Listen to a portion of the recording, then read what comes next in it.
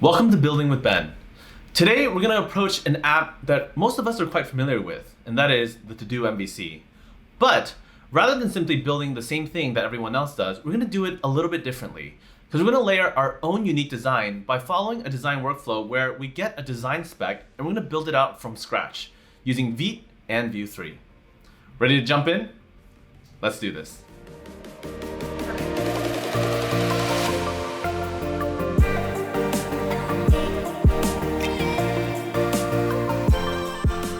So, to get started, let's take a look at the to-do app that we're going to be building together, our View Your To-Do app.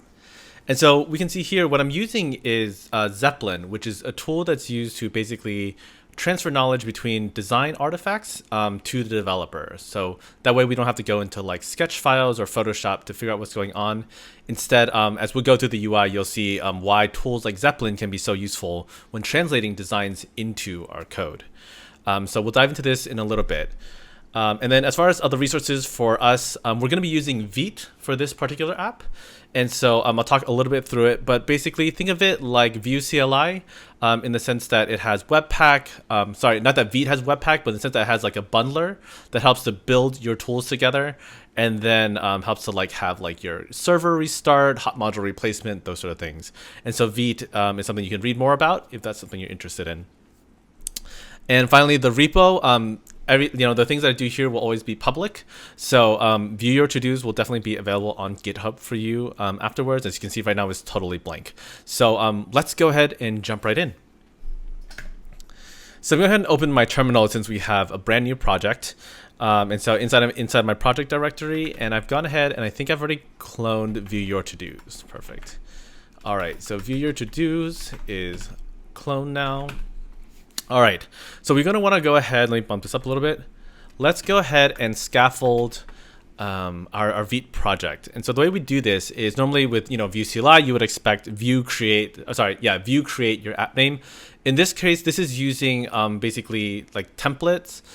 So like Vite app. So these are like NPM modules where instead of installing a whole CLI to set something up that you might only do a few times, this allows Yarn to sort of like subvert that, and it's one less thing you have to like install. So we don't have to install like a Vite CLI, for example. We just use Yarn create Vite app, and then it'll do the thing for us. So yeah, let's go ahead and do that. So again, I use Yarn, so I'll do Yarn create Vite app, and I'm just gonna do it inside of this directory. Nothing too special about that. So we're gonna let that install. Oh, it's not empty.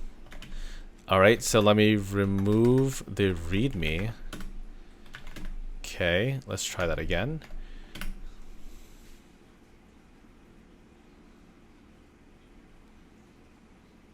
Still failing. It's probably because, you know what? I think I know why.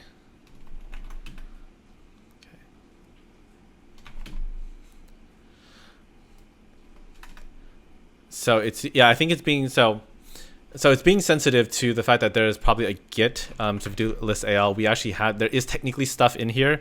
So given that's the case, then I'm just gonna go ahead and Yarn create Vite app, and I'm just gonna call it like for now like to do, put it in a separate folder, and that way we don't have to deal with that problem. Okay, now we're great. Okay, except the only problem is I don't want it in there. I'd prefer all this stuff out in the open, so I'm just going to drag that out. And then to do is empty, and let's go ahead and delete that.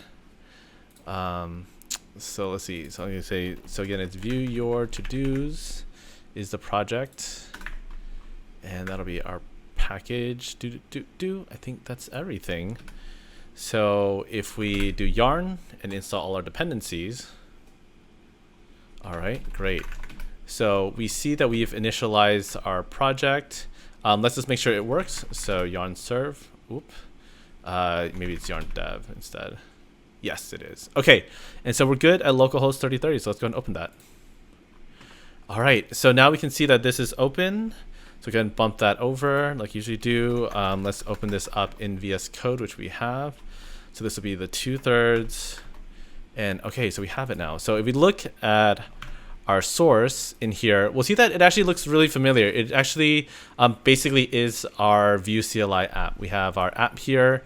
Everything looks fairly straightforward. Components, assets, this is more or less what we're used to with our public, no index.html though. That's because that is sitting out here, interestingly enough. But okay, so some modifications, but overall, like nothing we can't work around, right?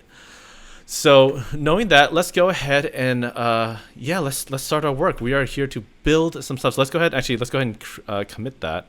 So again, I'm going to start using the terminal a bit more inside of VS Code. So here we basically just scaffolded a Vite app.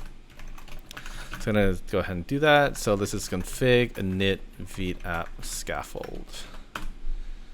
Okay, great. All right. So now that we have that, let's go ahead and get started with our design. Okay, so now that we have this, it's time for us to actually go ahead and build out our HTML and CSS for our components. So typically, when we're looking at our designs or like functionality, usually we're just like sort of scaffolding from functional requirements. So I think one of the nice things we're going to start doing is to really call it the full stack approach to front end, where we get designs from our design team, and what do we do with that? How we make sure we compartmentalize, and how can we sort of get ahead on some of our software architecture rather than being confined to necessarily features as our organization schema. So here we have a basic outline. We see like we have a title here, subtitle. We have an input here with some sort of submit button that goes to the right. So that's good to know. And we have these tags here that are labeled. These look probably like something that could be componentized. And clearly these here look pretty repeatable, right? Because we have basically the individual to-do items that are being checked off. So I say, let's go ahead and let's start building. So I'm going to go ahead and drop this over 50% actually. And so we're going to start by actually doing the individual pieces of it, right? So let's go ahead and delete all this boilerplate, and let's go ahead and delete this also from our project so it'll get wiped out together. All right. So from here, so we've removed the boilerplate. Take that out. Okay. So we know a couple of things, right? We know that inside of our main block, basically, inside of our main content, we have an H1 that says view your to-do, and then we have a paragraph tag that's a to-do app powered. I'm going to go ahead and do it this way. A do app powered by Vue.js3. All right, so we have that now. And I'm going to go ahead and...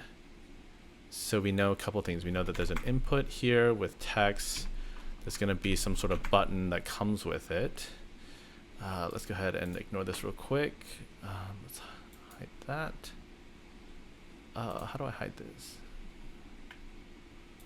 I think this sidebar is fixed. Well, that's okay. We have enough space. So this button would be for now, it's going to say plus add. And then... Yep, this is our starting point. We're going to focus on this top portion first. So we look inside our app.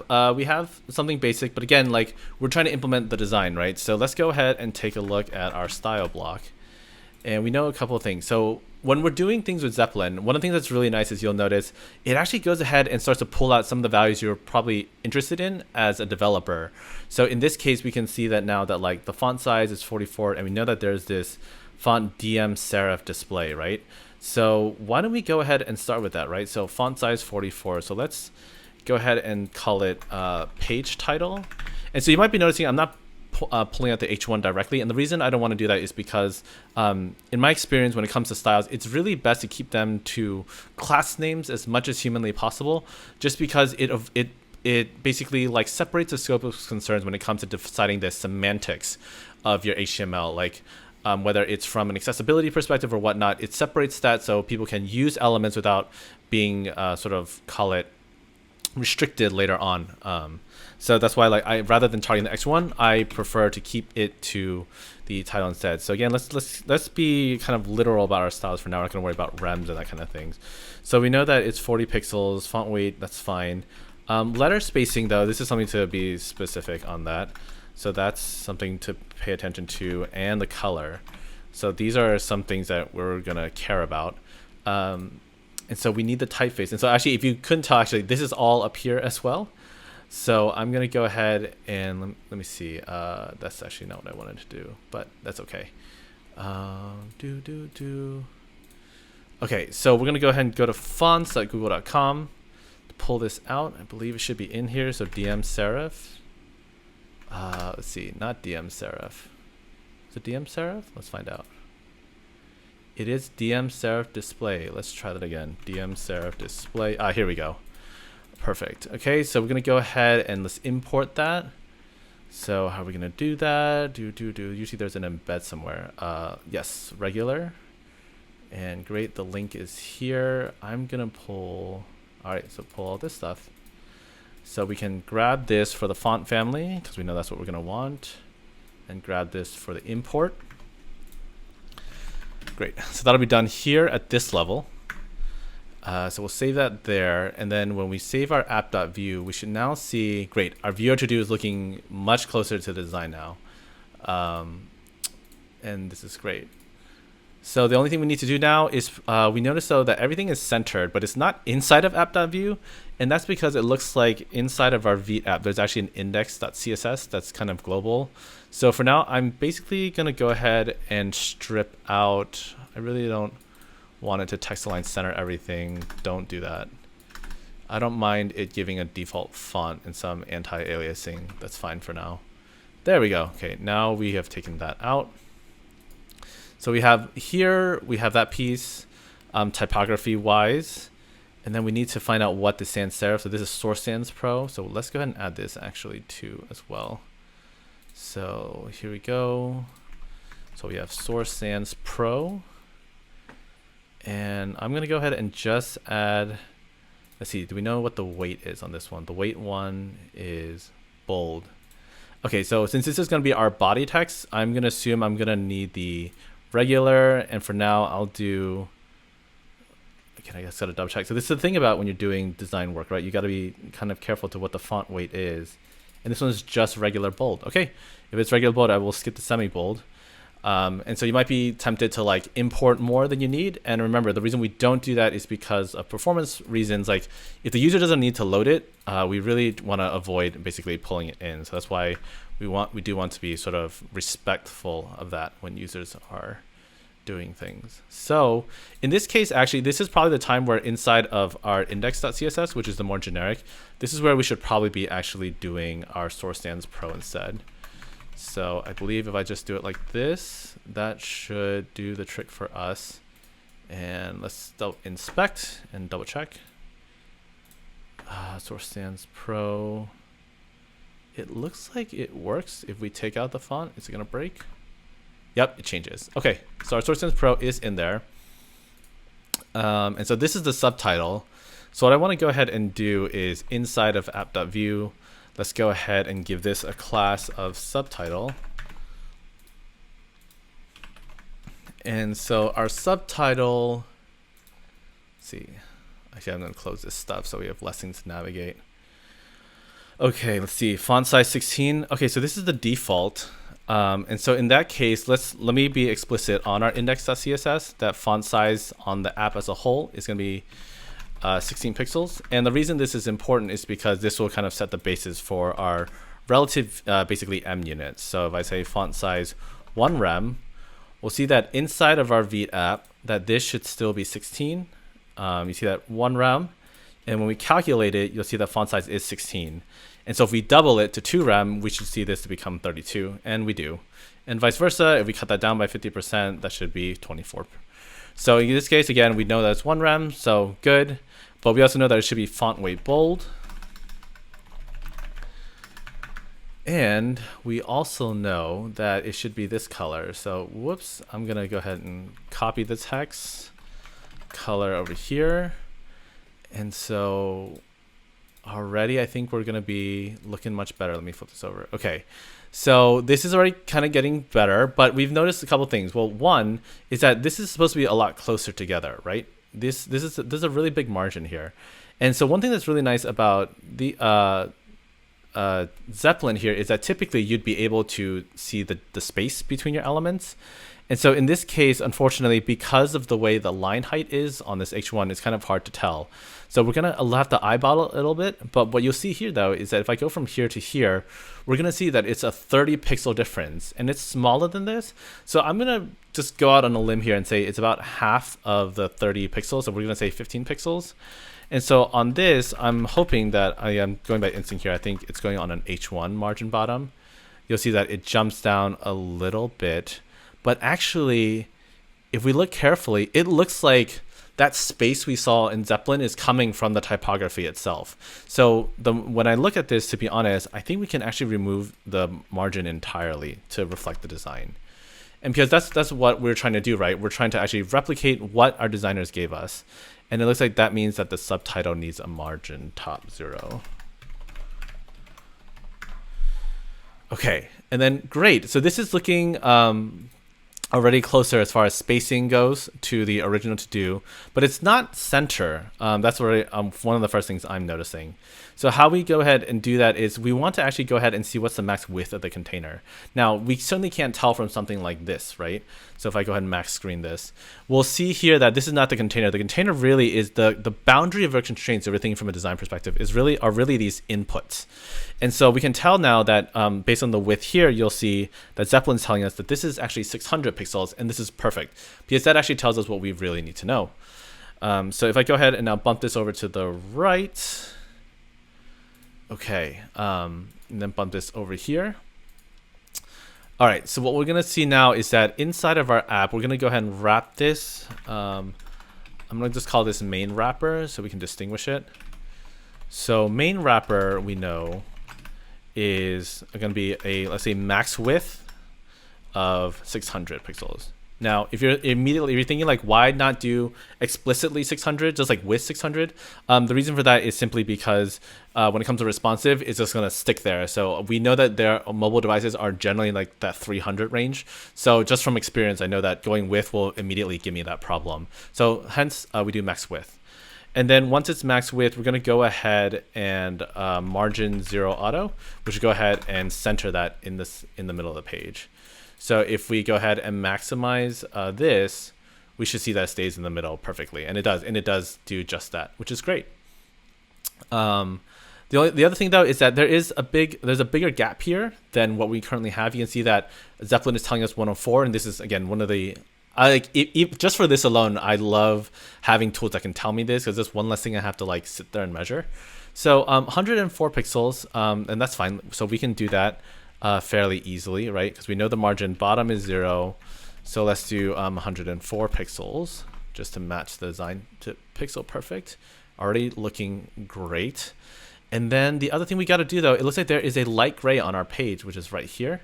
So I'm going to go ahead and copy that, and around the main wrapper, let's go ahead and actually not even main wrapper. This is on the entire page. So I'm going to put it at the HTML level, and the background color is going to be here.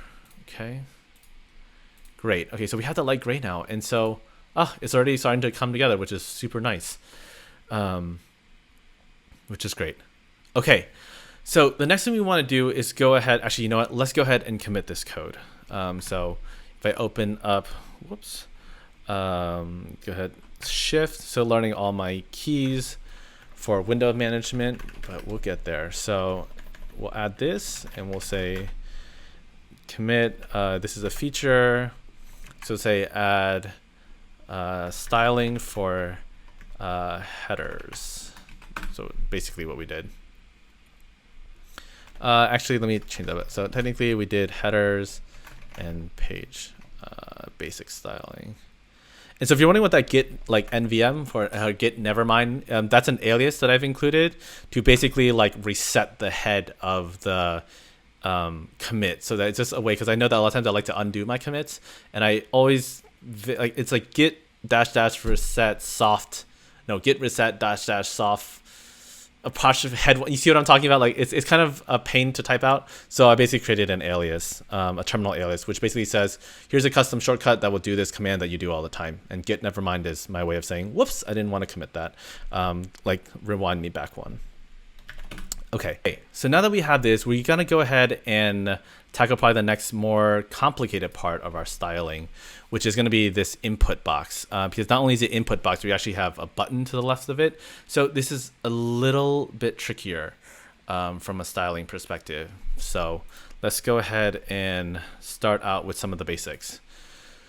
So we have an input, we have a button. So I know this is gonna need to be positioned, like there's gonna be some interesting positioning going on here. So let's go ahead and wrap that in a div because we know this is going to happen. So actually this is going to be a very special type of class, and this I'll just call it user input for now. And let's see, I'll just call it main user input actually, because technically the other ones are inputs for checking and stuff. This is the primary point of entry. And I'm already getting a small sense this should probably be its own component, but again, let's not get ahead of ourselves with this. So, all right, here we go. So first thing first, there is a placeholder. So we know we can do that. Placeholder equals type a new to-do item. Okay. And so if we go ahead and check our app, we can go ahead and see type a new to-do items, looking good. So, okay, I'm going to do something that's a little bit, I think the flipping is probably going to be a little challenging. I'm going to bump this over here. Bump this into the center and then here on the third. So this way, at least you can kind of see what's happening, right, as we're coding. So let me go ahead and hide our terminal. So now at least you can kind of see what's going on. So let me actually hide this. We don't need the inspector. Okay, so yeah, let's keep going. Okay, so we have this. We have type need to do item. So one thing I'm already noticing is that there's a padding. So it looks like it's basically 16 all around. There's a slight difference on the bottom here, but that's good to know that it's 16 padding. And okay, that's basically what we need to know. So here, what I'm gonna do is, maze user input, I just boxed myself in. So I bought myself in naming because what I like to do is I try to like associate things. So I'm gonna call this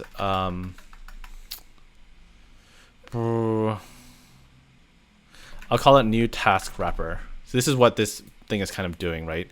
So there's a new task wrapper, and so you'll see what I'm talking about here. I want new task input, and as you might have guessed, I'm going to call this new task button. And so this way, again, it's clear from the naming that these are all related together. It's really what I want to achieve here. So again, let's go ahead and do that. New task wrapper. Again, let's go ahead and make this, let's just make sure everything we see is showing up. So red, great. So it's actually 100%, which is kind of interesting. I was surprised. I half expected it to be constraint, but that's what borders do really well for letting you know what's happening. Okay, so a couple things. We know that, let's see, let's go ahead and we have the new task wrapper. We have input. So if we know the input, we know the input has a padding of 16 pixels. So that's already starting to look a little bit closer. The font family, actually, it looks like it's not taking in the basically the Source Sans Pro for some reason. Or is it? Nope, this should be Source Sans Pro. And it's interesting. Oh, it's semi-bold for this one. Okay, that's what I'm seeing here, because this one is regular bold. This is semi-bold. Okay, so this means that, okay, if I do font weight semi-bold, it's not gonna totally work. So this is 600. Okay, that kind of works. I'm not gonna worry too much about importing it right now. And we have another level of gray here. Okay, and that's good. So okay, so we have this, and then what we need to do now is the button needs to also be, let's see, how do we do this properly? Okay, so one thing I know I'm going to want to do is do a display flex. Great, that did it for me. So I was worried about how to like get it to fill up. The display flex does that for me because everything just sort of fills up its individual pieces. So this is good, already looking better, and then we just need the input to take up the entire space, basically when it can. And then the button, on the other hand, in terms of the width we want to give it, this similarly looks like it has, no, this one has an 8, looks like 24, 18, so 1824 it looks like. So I can go ahead and do padding. Top bottom is 1824 pixels. And so if you're wondering why I'm choosing 18 over 19, like we try to keep the ratio consistent. So 18 over 24 versus 24 is better than 19 over 24. And so, okay, a couple things. One, we need to know that what background color. So it's this blue. Whoops. And then we know that the color of the text is white. And then we know it looks like the font weight is bold too. Not even just bold, it's technically black, but let's just do bold for now. That's better. Interesting. So, oh, actually, not even just. So, if you're wondering, so here's the number of the actual weight. So, I'm just gonna go ahead and drop in 900, and it's not gonna change significantly because we actually haven't imported it yet. So, I'm gonna go ahead and actually go back in here to SourceSense Pro, and we're gonna go ahead and make sure we add black, and I would need it semi-bold. So now that we have those things, then I can go ahead and update our input. So we have a decent amount of weights being imported here, which is totally fine. But these are just, when you're working with the designer, these are just constraints that you need to be aware of. So if in the future we find that there's a performance problem as a result, then it'll be basically important to keep these in mind. So we can see here now that things are looking a little bit better, I think. We can verify that it's the 900 here. Yeah, font weight 900. Okay, so we're good. Okay, so font weight there plus so yeah, this is one thing that you might notice too if you're looking at like color differentiation, is that like it's coming off a little bit differently across the two. Like I'm seeing like this one looks a little bit flatter. It's kind of interesting, but let me knock out the border, for instance. That's definitely making a thing. So taking out that border. And so here we're noticing there's a bit of a rounded corner. The border radius is 7 pixels, but it's only 7 pixels on the upper right and the bottom right. So I believe what we can do is that we can do bottom radius. Yeah, you see, so we have a bunch like top right, for example, radius. So this I can do 7 pixels. Border bottom right radius. Whoops. Right radius. Here we go. And then 7 pixels. There you go. That's how we get that sharp. Like we can maintain this sharp edge, or sorry, the sharp edge on the left while rounding it up on the left. And then so since that's the case, we can actually assume, which I'm probably right, yes, on the left-hand side of our input is where border top left radius is then going to have its corresponding 7 pixels, and the bottom left radius is going to be 7 pixels. So already looking better. The only thing though, which is a little odd, is that there's no, oh, it says 8. Okay, I don't know. I'm a sucker for keeping even numbers, so I'm just gonna make all of them 8 so they're even. But the border is solid. Okay, so there's a really light tinge of gray on this. So we can do border 1px solid, and then this light gray here. So already it's like looking closer, but it needs that box shadow, which we're gonna grab actually here because I don't do box shadows enough to have it memorized. So it's nice to have that copied over, and voila, it looks like that. It looks like it's a lot closer. Does this have a box shadow too? No, just the input. Okay, so here we can see now that we have our input with the do item. Although, again, it looks a little bit different from this. I need to know why. Letter spacing is 1 pixel. I'm pretty sure that's the default spacing, 1 pixel. Oh no, it's a little bit bigger. Okay, that's what kind of making it a little bit bigger. So this is a little bit closer. Is it the same thing here? Letter spacing on this one is 0.67. Maybe that's what's throwing me off because I'm looking at these and it's yep, letter spacing 0.67 pixels. Okay, great. Now we're looking, it looks a little bit more one-to-one, which is nice. Yeah, it's so interesting that like it's rendering out 95, 95, 95 for the placeholder, but yeah, it looks darker on Chrome than on the Zeppelin, but this is some of the funny things that happen when it comes to comparing the two. So, okay, so that means we have our button here. We have our input that actually looks like our task. And so I think, yeah, this is a good sort of stopping point to commit, basically. So I'm going to actually pull up my terminal instead, since we have everything already portioned out. And so here we have updated typography, and we've added that. So feature, add a new task input with updated typography. Great. Okay. So here we go. All right. So we have a couple more elements to build out as far as our component, right? To make sure we have the full page as far as what we need. We have these tabs here. So let's go ahead and code that out. So these are, think of them like in my mind, they're basically navigation tabs because we're navigating between different tabs.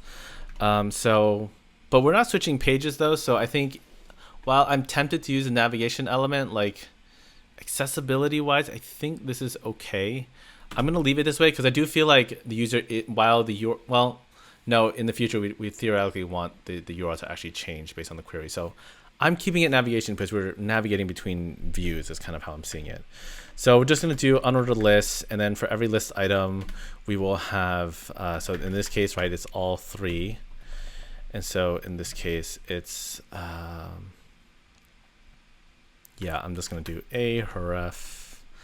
I guess in the future it'll be that. For now, it's just a button. Let's just do a button like this, and then we can do current 2, and then button completed 1. And so knowing this, what I have now, I'm just going to call each of these items a tab. I think is probably the best way to do this. So this is the tab wrapper. This is the, actually, I'm going to update all 3 of these at the same time. 1, 2, whoops. 1, 2, 3. So tab wrapper, tab item. And then here we can have the individual tab buttons. So this is basically what we have here. And so now that we have that sort of idea, we can go ahead and just go ahead and drop. So tab wrapper is going to be a display flex. And then again, I'm just going to add the border 1px solid red so it's easy for us to tell what's happening. I don't want style none, so that all the dots have now disappeared. And so now there's a couple weird things. One, there's a margin that's happening right here. That's why it's bumped funny. So I'm just going to drop that to 0. Oh, it looks like that was actually the top margin. So actually, yeah, that's fine. I'll drop it at 0 for now because we're going to need to customize it anyways. Padding. Okay, looks like it was padding, not margin. My instinct was wrong. But now we can see everything's bumped up left, which is kind of what we want. And so let's go ahead and start by saying what this space is. And it looks like this is 45 pixels. So I can do 45 pixels 0, which will go ahead and add a top to it as well as a bottom. So if this becomes an issue, we'll 0 it out later. But this at least says 45 pixels on the top and bottom, 0 on the left and right. Okay, so knowing that now, we have a couple of things. One, we have to style these, and they need to have, looks like roughly 25, 30. So I'm actually just going to call it. So sometimes when we receive design files, sometimes we do have to make like sort of design calls in this regard. And since we do seem to have a consistent like measure as far as like grid gaps and those things, I think 30 is a good number because it's multiples of 3s. And so there's a whole design system around like thirds and the importance of that. So I think 30 will be better than either 25 or 35. So we're going to just split the difference.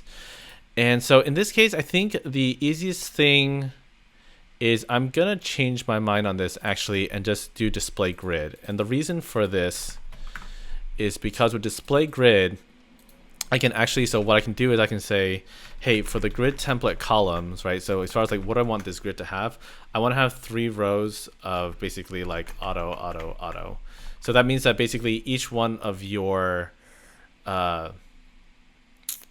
Oh, although this is splitting it up automatically. Oh, I don't like that. So, okay, the reason why I was saying this, by the way, is because I wanted to do like grid column gap, I believe. I always screw this up a little bit. Yeah, 30 pixels, I think is what it is. Yeah, but okay, so here's the problem. Is that we can see here, it's doing the auto, but then it's still doing the gap here. That's that purple piece that you see right there. That's the 30 pixels I had defined. But it's not, I thought it would go ahead and align to the content. Is that a thing? No. I'm gonna look this up real quick. Grid template columns MDN. Because I was hoping it would just align to auto, min max fit content 40%. Okay, I don't clearly know this that well. This is one of the reasons I like actually building things by hand with CSS, because it's nice to sort of get a sense. So it looks like, oh, they have a masonry. This is interesting. But we'll look into this another time.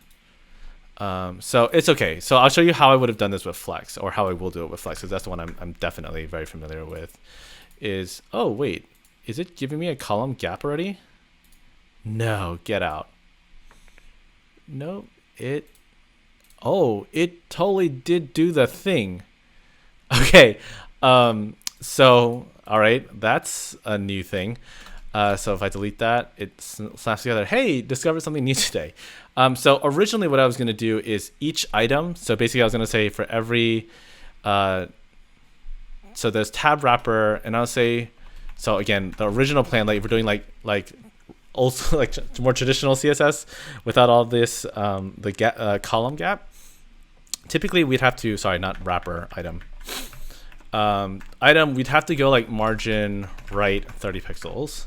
And so this is cool. You're like, oh, okay, that's like the same thing, but it's not totally that great, because what happens is you end up getting extra margin on this side too. And so we'd have to also then be like tab item / child margin 0. And then that would replicate the same effect we are looking for. But it's a couple lines of more code, and sometimes you end up with these weird scenarios where you don't want like items to have margins and stuff. So anyways, nice to know that it had that fallback by default. So if I just say column gap is 30 pixels, that just works. And I don't have to do all that fancy stuff anymore, which is great. So tab item, okay, so let's keep styling though. So I know that tab button, for example, we're gonna want border 0, background color none. Whoops. Okay. So this is, did I spell something wrong? Why is it not tab button background color? I guess I'll just do transparent. There you go. Okay, that's good. We know this needs to be this color from Zeplin. We know that the letter spacing should be 1 pixels. And then font weight is going to be bold. And so if you're wondering what that translates to, that's 700, I believe, actually, is the actual number. That's looking pretty good. Font family, it's weird though. Like I'm expecting it to look like font source sans pro, but it's not seeing that. But if I space, yeah, that's so interesting. And again, it's like, I guess maybe I'm zoomed in. It's zoomed in a little bit. I don't know. It's interesting that you can see that the 16 pixels here is much bigger than what we would expect like on this side. But again, these are things we can update. And so now that we have that, we can take that out. Looks like the tab item wasn't totally all that important, which is fine. So that means I don't need to necessarily style that. And then what we can do is then we need an active state. So, oh, you know what? No. This is where that's actually helpful. So if it's a tab item and it has its active state, this is probably where we're going to want to actually host this border. So we'll say border bottom is, looks like 3 pixels solid at this hex color. And so to verify this works correctly, we'll say that on this particular tab item, we'll say, did I say is active? Yeah, it's active. Okay. Although small problem is that we're noticing the list item is bigger than the button, but these actually match up, lined up exactly. So I might have been premature in doing that on the active and may actually just want to do it on the bottom of the button itself. But why is the list? Oh, the list item comes with some padding. That's what we can do. Okay. So that means that, no, I think I do like it better on the tab item itself. So if we do padding 0, and then, oh, the button has padding? Oh, that's weird. Why does the button have padding? Padding 0. Okay, better. And then the tab item padding bottom looks like between here and here is roughly 6 pixels. So let's see what happens. I'm just going to do padding bottom 6 pixels. And that, yeah, that looks much better. Okay, very cool. So as you can imagine, when we click on these, ooh, I want to actually, I do want when we hover over basically the button, we'll say tab button hover. We will then say cursor is going to be pointer. So like this. Okay, nice. Okay, we are getting close, closer to being done. So let's go ahead and so we finished the tab. So we know that basically how we're going to switch those. So let's go ahead and again jump over to our terminal, and we're going to say add nav tabs with styling. Okay, great. So one of the main things we got to do now is to go ahead and build this item here. So I'm going to go ahead and I'm going to go ahead and expand this a little bit just so we can see. So a couple things. It looks like we have the text. We have this vector. Yep. Vector checked. That will then switch out to another vector. Okay. Okay, so let's go ahead and start with the HTML. So inside of our here now, we basically have a list, and I'm just gonna call it task list. So we basically kind of know. And so for every list, there's a task item or a task list item. And then this is going to be a little trickier. Okay, so if I'm envisioning it, we have 3 pieces to this input. There is technically the left. So for now, I'm just going to input type checkbox is the left-hand side. Then there's, which I guess for now, we're going to call task list checkbox. And then we have the actual text we're rendering. So in this case, again, go to the grocery store. So we want to make sure it actually shows up correctly. And this class is going to be task list text. And then on the right, though, we have these 2 icons, though, that are going to represent edit and basically delete. And so I want to go ahead and group that together because these are basically like call to action items. So I'll call this task list CTAs. So again, I would call to action is a little bit long. So CTA is more or less like an industry term. So I'm okay being a little bit more specific about that. And that way, to be honest, CTA is very specific. So if a user is Googling it, or not just searching for it in the code base, it's specific enough. So that's why I'm going to leave it as call to action. And so inside of this, then we're going to have our individual icons. So again, we're just going to, for now, I'm just going to say like P edit, and then P delete. That's what we need to have. Okay. So we can see here. So now let me go ahead and bump this over to the right.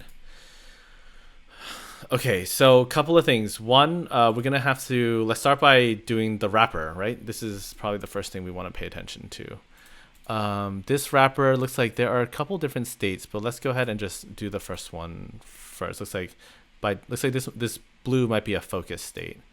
So what I want to go ahead and do is we're going to ignore the blue. Let's just do this one. This is probably the more standard.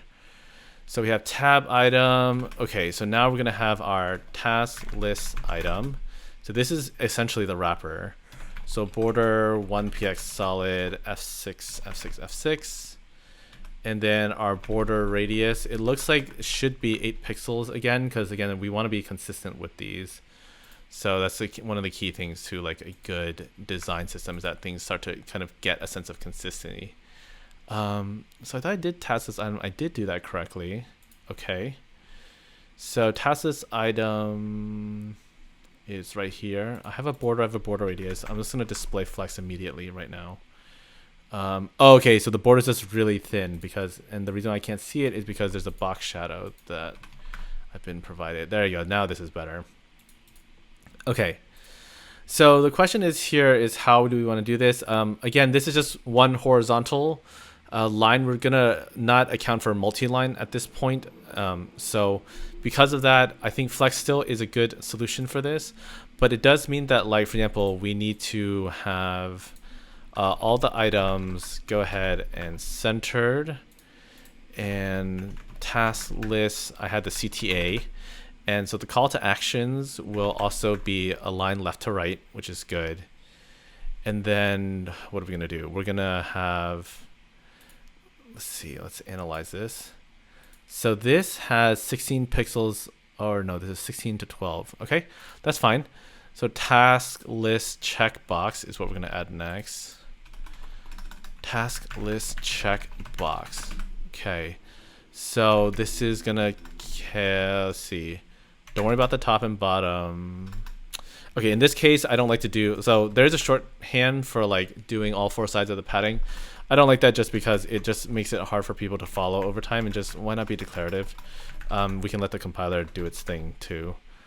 Okay, it looks like interesting. The padding's not coming through. Yes, we want the build tool to do its own thing. Is it because it's not the display block that it doesn't have padding? Padding left, padding right. Nope, it definitely sees the padding.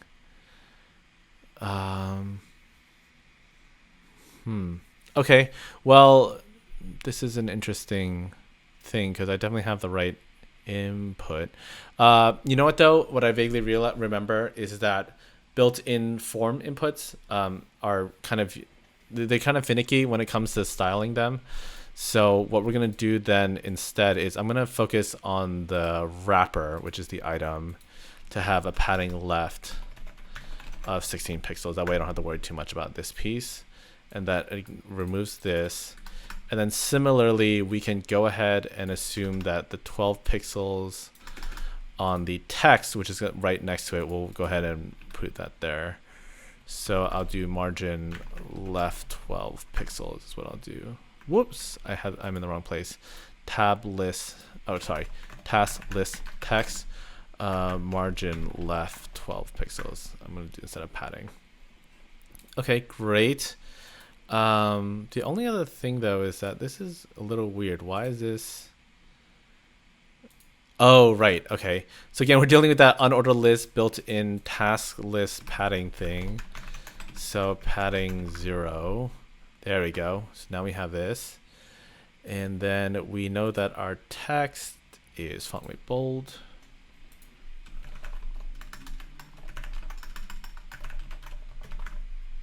Okay, and then the only other thing though is that this, we need this part to be the part that grows. So flex 1 is what we want because it basically says that grow whatever remaining space that you have. And so again, we see that padding's now messed up on that side.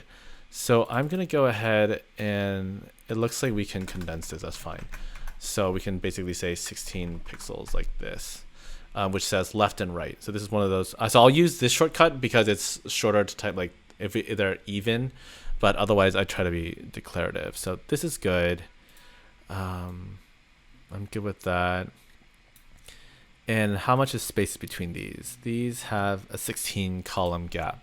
So since we learned our little trick earlier, we can then say column gap 16 pixels, and then boom, we're good to go. So this is good. We have this piece going for us. And Now what we need to do is, gosh, okay.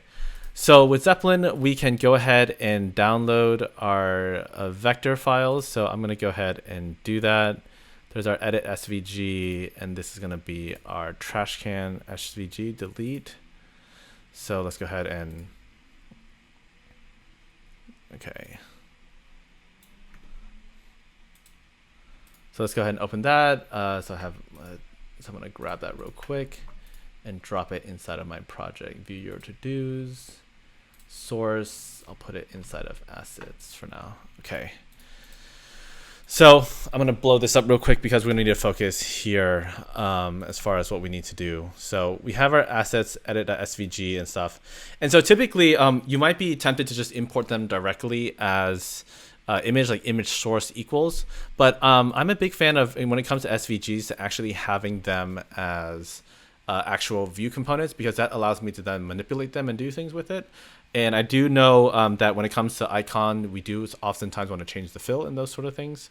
So it's kind of nice to be able to do that dynamically. And so, yeah, so that's why, like, generally with SVGs, icons, I usually like to go ahead and just create view components for them. So here we can see that here's our icon delete. So if I go ahead and drop that over inside of our template block, save, I think that's all I need for now. And then edit, same deal. So we'll do icon edit.view. And then I'll drop that, single file. And then I think this should be good. We'll find out shortly if I'm right or wrong. If I copied the wrong thing, we will find out shortly. Okay, cool. So oh gosh, I'm in that. So now that I actually need my script log, I'm gonna jump it all the way up top. And then we're gonna go ahead and import basically our icon delete from components, icon delete. And then I'm gonna go ahead and copy this whole line. And then we're gonna, whoa, what was that?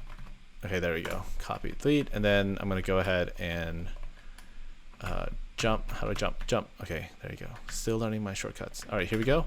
We're gonna replace these two with icon edit, and then we're gonna go ahead and register them here. Icon delete, icon edit. So save. And so the way you can see if this works is to go ahead and swap this, or let me just do icon edit. And then icon delete. Okay, and so if I refresh, everything's broken. Source map. Why is that? Source components 404 not found. Oh, you know what I bet it is? Need to add the extension. There we go. Okay, great. Made me panic for a second. So that's the other thing. So Vite. Wow, that was a little weird. So Vite has this thing where it's still learning to sort of adapt to what's going on.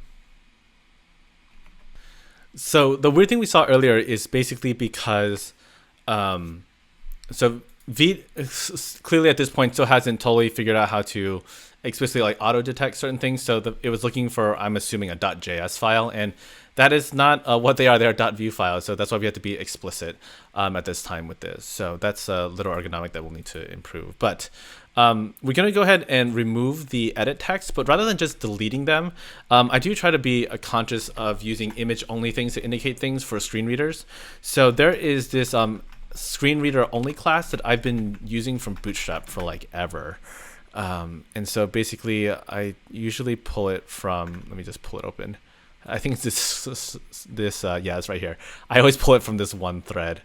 And so what it does is it positions the text and like makes it super, like basically unreadable. It's like 1 pixel big or whatever, but it does help for screen readers when they're basically pulling stuff in. And so, for example, I'm just going to drop this in index.css because, whoops, never mind, I already have the CSS. This way, it's a utility class that I can use anywhere, and it doesn't need to be scoped or anything. So, and the way I do this to make sure my code is, so I'm gonna wrap it with a span of SR only, and then do the same thing here. So I'm using my emit shortcut to wrap it. So span SR only. If you're using VS Code, it is the wrap with abbreviation command, and that's what I'm using to do that. So I have a shortcut. You see there the command M, command W. That's what I'm using. So if we save this now, whoops. I think I accidentally just closed the window. So app.view, whoops, app.view, save. Okay, so now we can see that it's gone, but our text, it definitely still exists because it's basically, it's in the markup for screen readers to see, but we are focusing on just the icon. So this is great. The only other thing we need to do now is go ahead and swap this. So here we have a circle, and looks like this one is oval copy.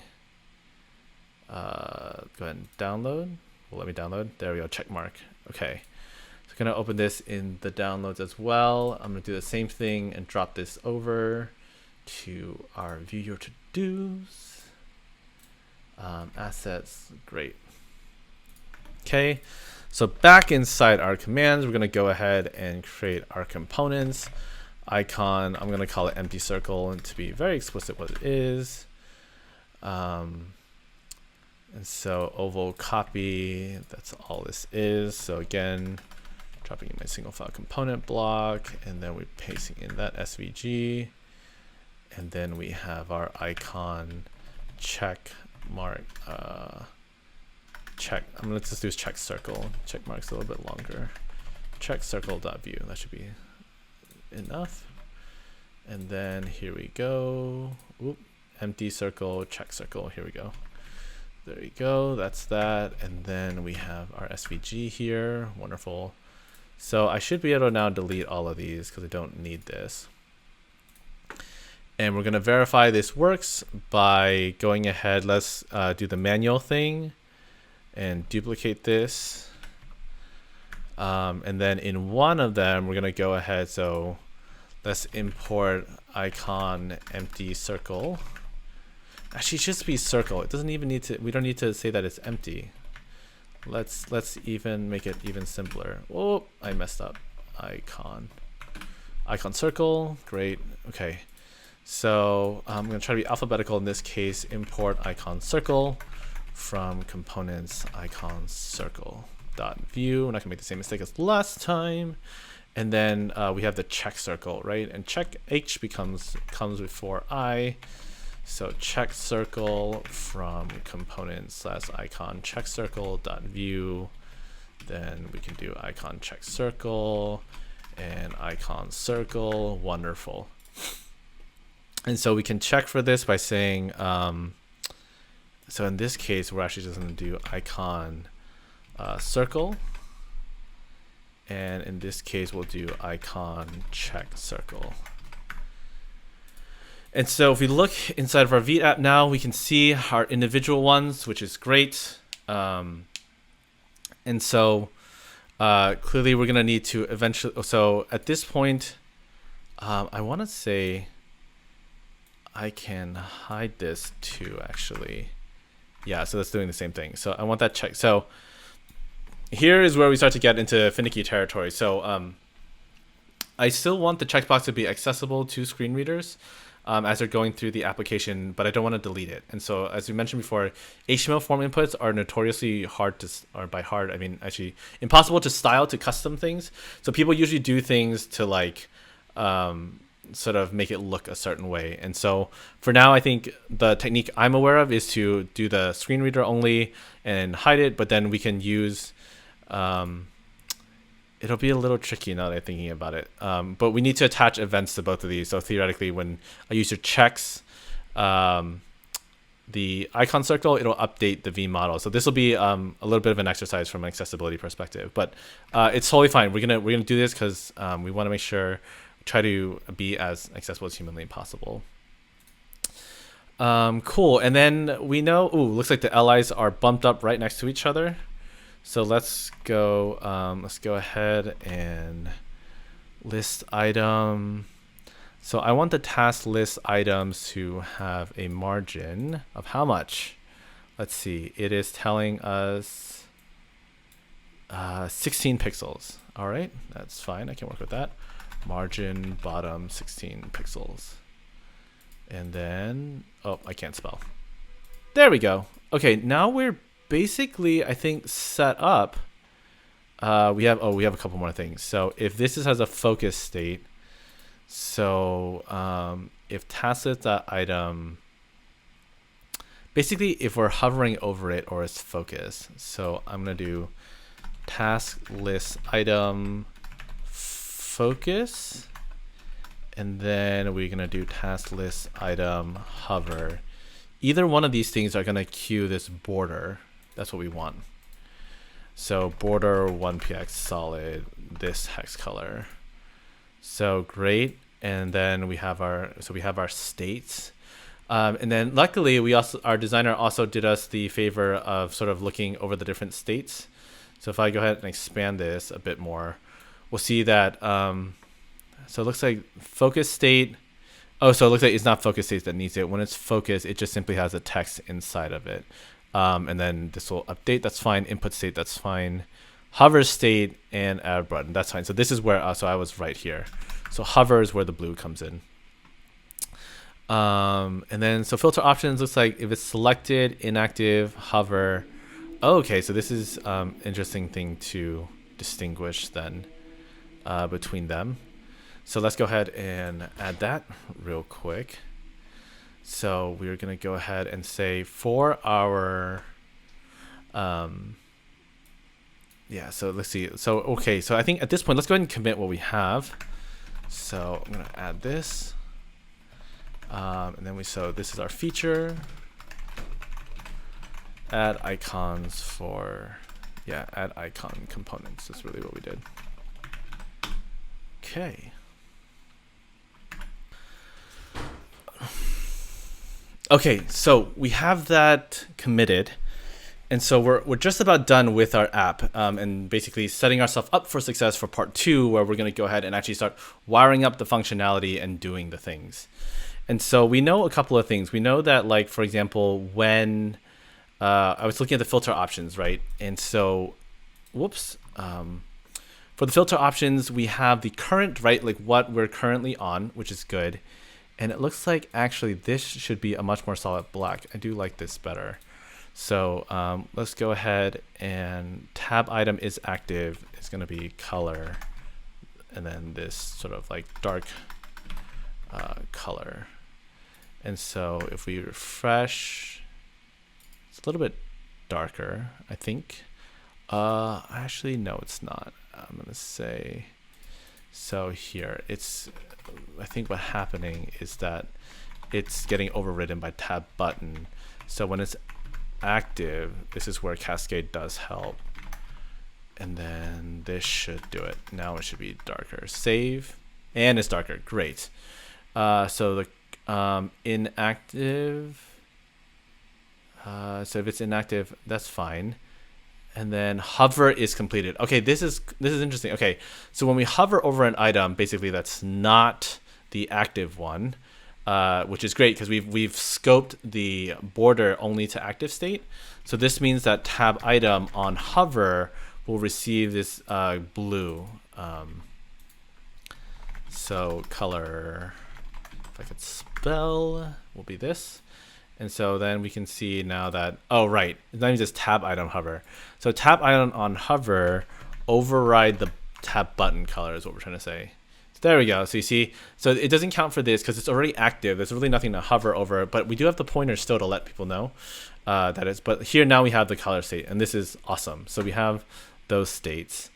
And really, if we're looking at the rest of the design, so I'm gonna blow this up. Really the only thing remaining we really need to do is to show that like these icons on hover need to be blue, and to be specific it needs to be, looks like, which blue? It looks, All right, so unfortunately the blue is not showing up inside of Zeppelin, but I think we can assume that it's going to be a similar blue to basically like this blue that we just used. I think that's a pretty safe assumption. And so the question here is, how do we change that on hover? So after all, we have a component that's basically, we have the icon, the individual icons, basically like here. And so typically, so you'll see that like if you've never worked, so I'm gonna, now that we know that, I think I can make things bigger. So boom, boom, boom. Okay. The fill, if you haven't worked with SVGs before, that's what actually determines the color. So in this case, if we drop in that blue, we'll see that there's a slight difference. Yeah, it's a little bit, it's not as obvious, but again, we want a hover state for this piece.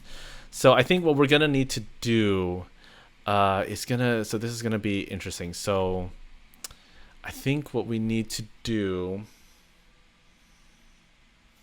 okay, so I'm gonna do this. So I believe this should work. So in this class, I'm gonna call it icon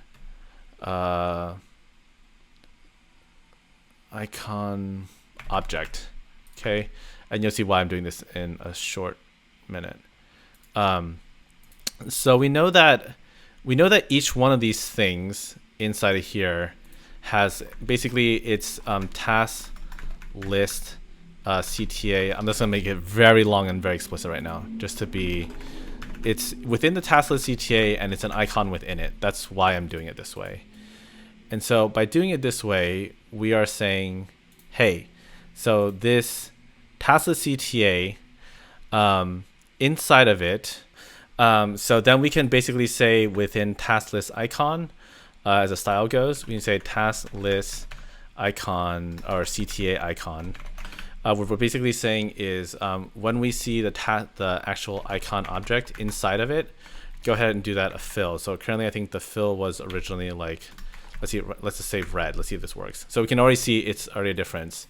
So what we can do is then go, when it is being hovered, when the icon itself is being hovered, then the object itself can have that blue that we were looking at earlier. So this is great. And then icon edit here, this object here, we know, oh, what was the fill earlier? 2D. Okay, that's fine. And so you can also envision this could technically be a prop too, but right now we're just going to keep it straightforward. So here we go. And then when we hover over, it is that blue. It's subtle, but it is there. So we can go ahead and copy this as well to our other icons up top. And then what we need to do though is inside of our delete icon is identify where exactly this is happening. And it looks like this SVG is fairly straightforward, so I can just focus on this class icon object. So when we refresh, you'll see that this is the blue, this is the blue, this is the blue, this is the blue. And with that, we are done setting ourselves up. So I'm going to go ahead and clear this up.